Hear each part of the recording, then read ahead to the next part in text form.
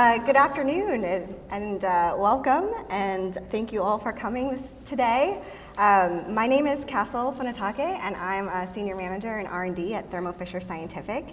And I have Jolene Bradford with me, who is the Associate Director of the Flow Cytometry Systems. And we'll be talking to you today about our newest line of fluorescent dyes for flow cytometry, the Superbrights, and the antibody conjugates that we've made from them. So Thermo Fisher Scientific is the world leader in serving science, and as such, we are uniquely positioned to address all the entire workflow of flow cytometry. That includes everything from kind of support products like beads and buffers and controls, to the reagents you use for stimulation and analyzing cell health, as well as instrumentation like the Invitrogen Attune NXT flow cytometer, as well as now the eBioscience portfolio of conjugated antibodies, and also the PrimeFlow RNA assay, which I have to make a little bit of a plug for this because my team also worked on developing this product. So if you don't know about it, it's an assay that can incorporate both antibody staining for surface and intracellular with hybridization and analysis of RNA targets, both coding and non-coding. So if you want to know more about that, I encourage you to stop by the booth.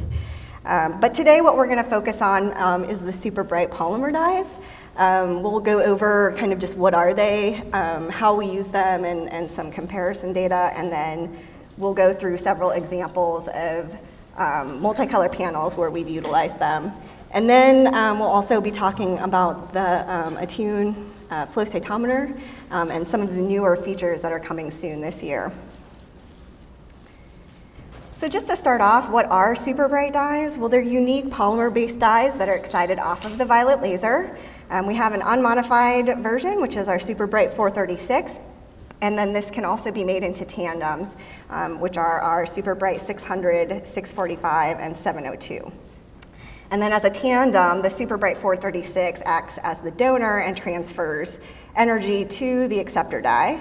And so schematically what this looks like, we have our polymer dye, the 436, it's absorbing the 405 nanometer laser light, and then it's emitting at 436 nanometers. And then for the tandems, we conjugate an acceptor dye to the 436. So again, it's still absorbing at 405, and then emitting at whichever wavelength for the acceptor that we use. And we have three, the 600, the 645, and the 702. And as you might have guessed, these have been named based on their peak emission wavelength.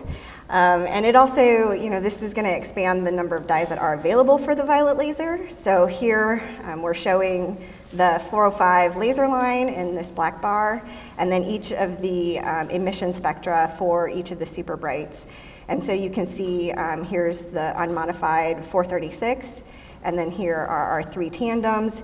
And you'll see here this residual emission that's coming from the donor. Like any tandem, that the energy transfer is not 100%, so there's always a little bit of spillover back into that donor channel. So being that these are polymer-based dyes, they are exceptionally bright and can be used to discriminate dim populations a little bit better than some of our other more traditional dyes. And so in this example, we're looking at peripheral blood cells that were stained with anti-CD20 and then CD11C on the y-axis.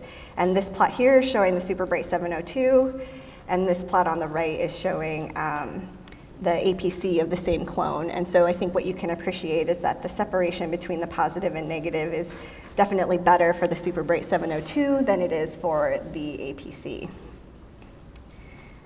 So what I want to do for the next few minutes is just walk through each of the four Superbright dyes that we have on offer. And the first one that I'll talk about is the Superbright 436.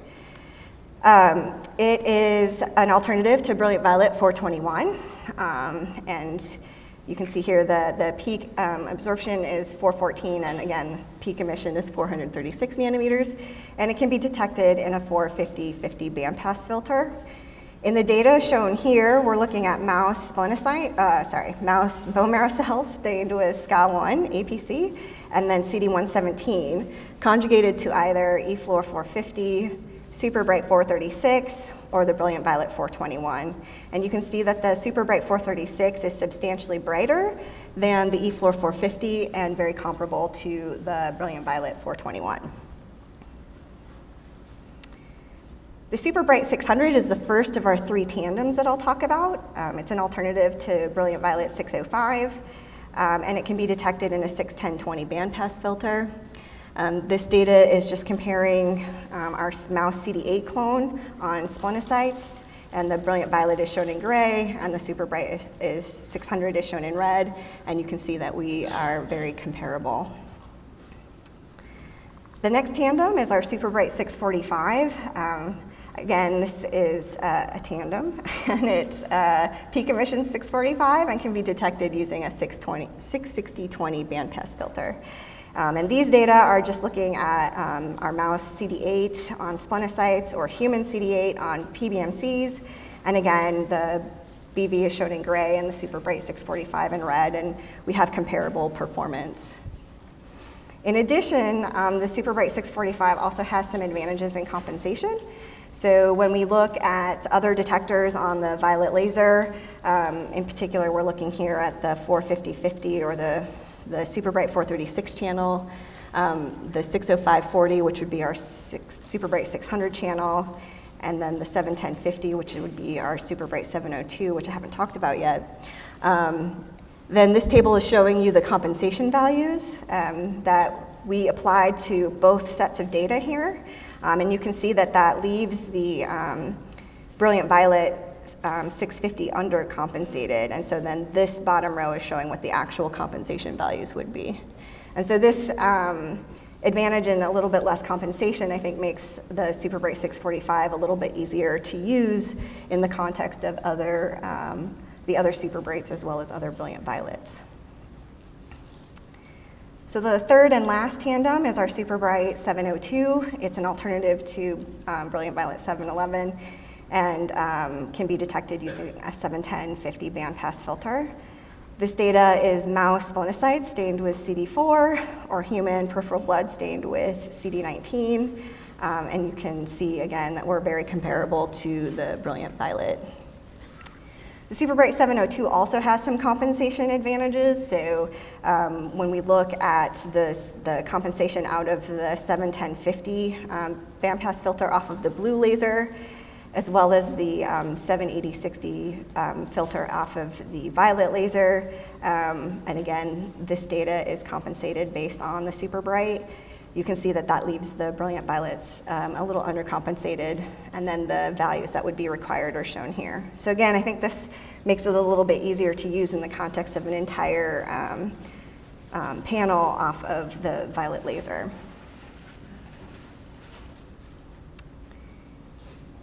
So in addition to the brightness and some of the compensation advantages, we also look at how the Superbright dyes perform after fixation and how stable are they. And so the experiment showing here are mouse splenocytes that were stained with the CD8 Superbright 645, and then they were analyzed either fresh, which is shown in red, or after they were stored and treated with the IC fixation buffer for 30 minutes, 1 day, or 3 days.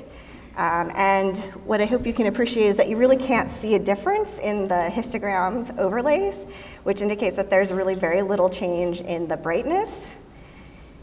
And as you'll recall, the Superbright 645 is a tandem, so if we look at the spillover back into the Superbright 436 channel, you can see that that is very consistent across all 4 different treatments. And if we apply compensation on the fresh sample, which is at about 3.3% in this experiment, you can see that that accurately compensates for the other 3 conditions after fixation. As another example, we've done this with our, in this case, we were staining peripheral blood cells with CD3 conjugated to Superbright 702. And we did this experiment in our FOXP3 transcription factor staining buffer. And again, you can see very little change in performance, very little change in the spillover back into 436.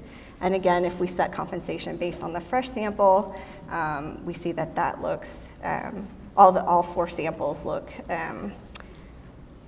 accurately compensated. So I think what this data kind of shows is that, if you need to stain your samples but you can't analyze them right away, then if you need to store them in something like IC fixation buffer for a few days, that's going to preserve both the brightness as well as the fret efficiency and therefore the compensation for your experiment. So we've also looked at how stable stain cells are after staining. And so in this data, we're looking at, on the top, peripheral blood cells stained with CD19 Superbright 436.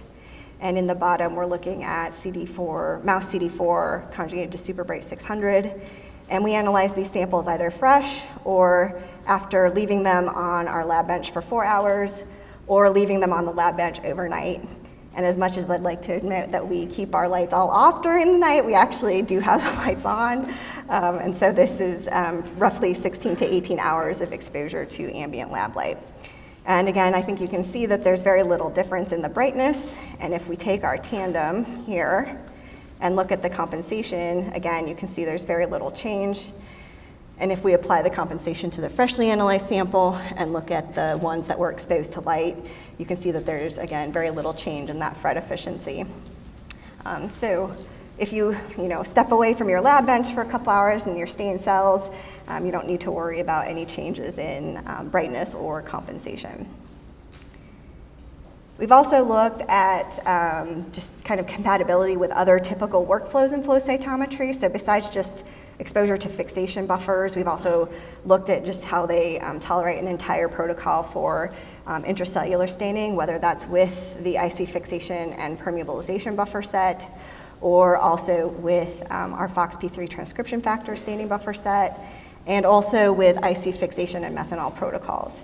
And we see, again, very similar results to what we see with the just the fixation studies. No difference in brightness and very little change in fret for those tandem polymers.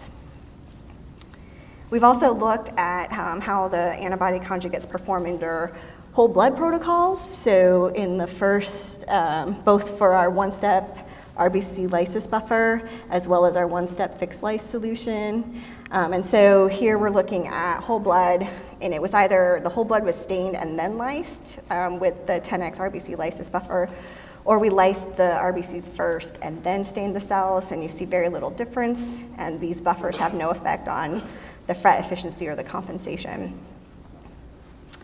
So I've mentioned a lot about compensation, so how do we recommend that you compensate with these dyes? We recommend that you use the UltraComp eBeads, and so this experiment, it's kind of a lot going on, but really we're just looking at a sample, UltraComp beads shown in red, stained with a CD4 Superbright 645. And then also we're then comparing to splenocytes shown in blue, and then we're just looking at the amount of compensation of the Superbright 645 out of each of the channels shown on the y-axis. And you can see that using the compensation values obtained from the UltraComp eBeads is appropriately compensating for the stained cells. And if we look at just a simple 2-color plot of our Superbright 645 versus the Superbright 600, it looks pretty much as we expected, with the CD4 and CD8 being mutually exclusive. So one issue related to using polymer-based fluorochromes is that there can be some nonspecific interaction between 2 polymer dyes. And so that's actually shown here in this top row, where we're looking at samples of PBMCs that were stained with CD8 Superbright 600 and CD4 Superbright 436 here on the left side, or CD4 Brilliant Violet 421 shown on the right. And you can see that there's a little bit of this non-specific interaction because the CD4 positive cells are shifting up a little bit. And it's more or less kind of depending on the specific antibodies and the experiment going on. This is not due to incorrect compensation. And so to alleviate that non-specific dye-dye interaction, we developed a Superbright staining buffer. It's really more like a blocking buffer, so it can be used at 5 microliters per test, and you add it to your cells or in your cocktails before you've added any other Superbright conjugated antibodies.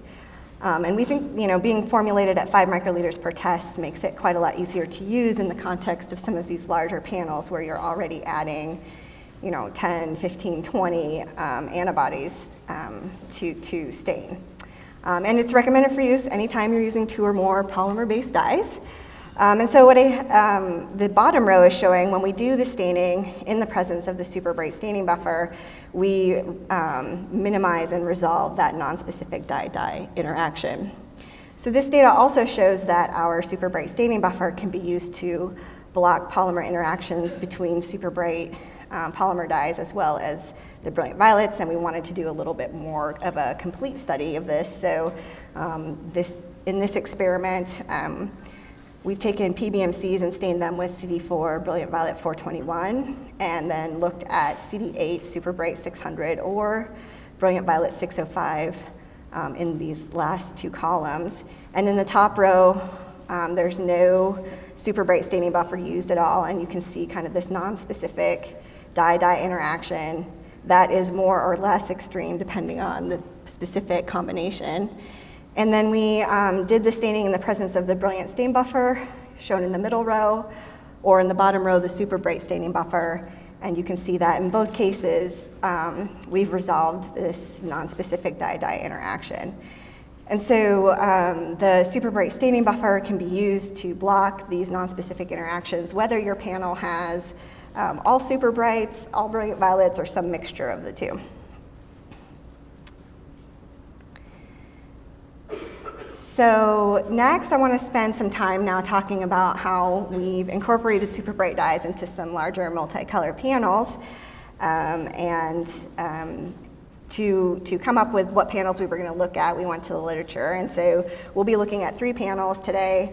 The first one was characterizing some chemokine receptors on CD4 T cell subsets. The specificities were identified from the publications indicated.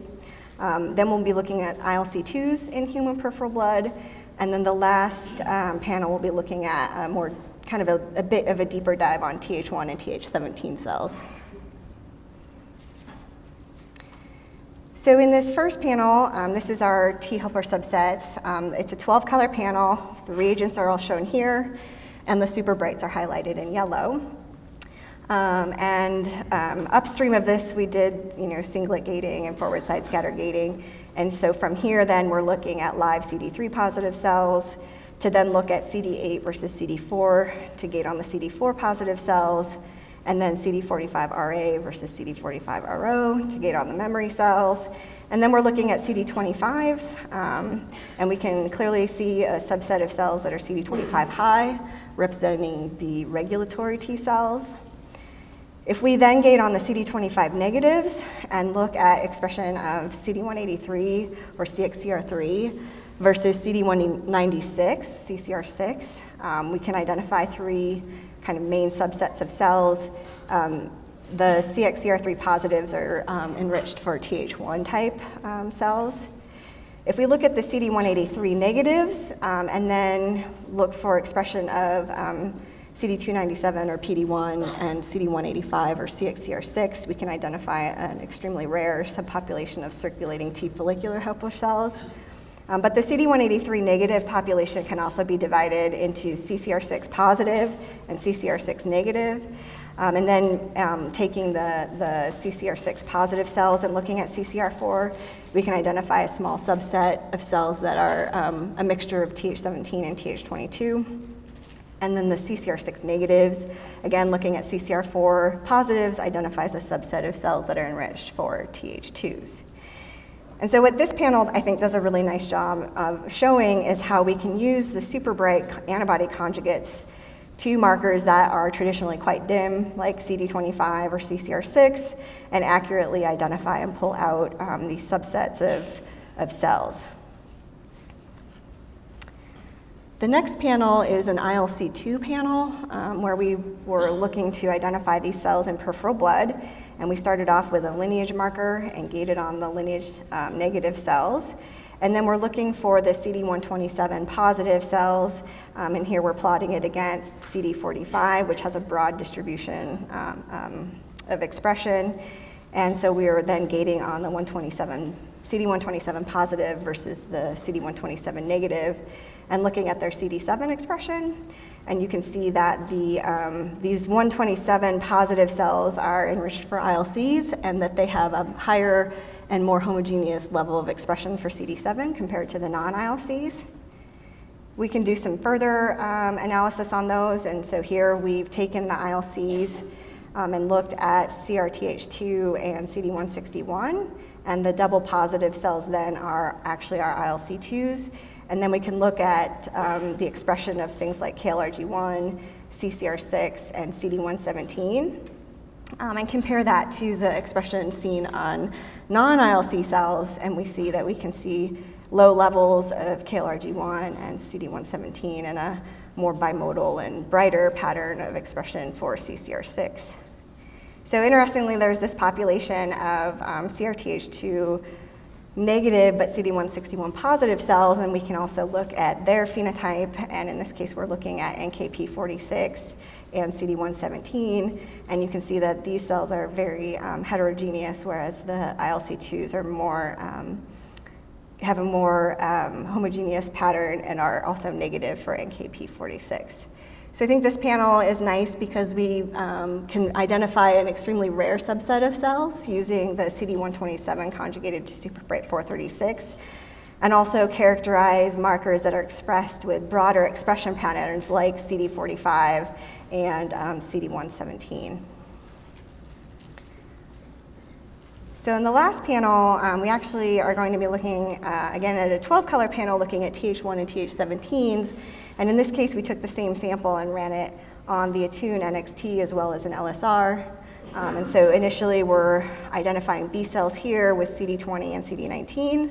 And then next, not subgated from that or anything, we're also looking at CD3 positive, then CD4 and CD8. And then from the CD4s, looking at CD45 RA and RO to identify our naive and memory T cells.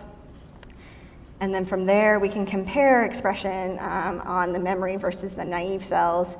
So here in blue, we're looking at the naive T cells that are CD44 and CD25 expression. And you can see that the memory cells have slightly higher CD44 levels, as well as a subset of CD25 high. And then if you look at CCR6 versus CXCR3 for these same populations, you can see that the memory subset definitely has a more mixed population, whereas the naive cells are pretty uniformly negative.